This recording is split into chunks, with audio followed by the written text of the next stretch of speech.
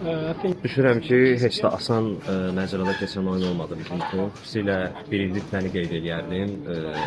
Daha yaxşı şeylər eləyə bilərdik birinci hissədə, amma rəqibin müəyyən tərkibi oldu ilk hissədə. Amma ikinci hissədə artıq vəziyyəti düzəldə bildik.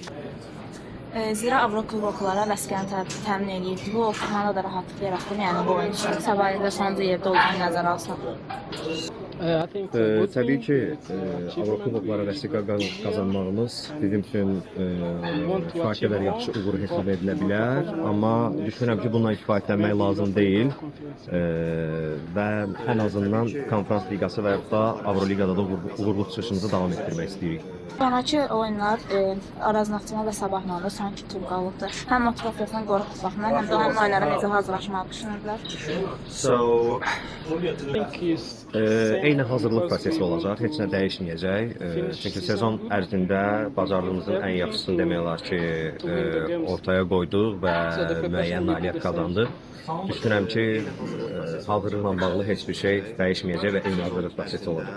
Növbəti mövsümdə qalmağı düşünür Azərbaycan. Yəni zira Təbii ki, hal-hazırda klubla müqaviləm var və böyük ehtimal ki, qalacaq. və azarkeş dəstəyi ilə bağlı. Nə demək istəyir, yəni hər oyunda dəstək? Təbii ki, azarkeş amili çox mühüm rol oynayır. Bizim üçün bu çox vacibdir və müəyyən azarkeşlər demək olar ki, bizim hər oyunumuza gəlib dəstək olurlar. Bu onlar üçün həm bizim üçün daha yaxşı çıxış eləməyimiz üçün bir motivasiyadır.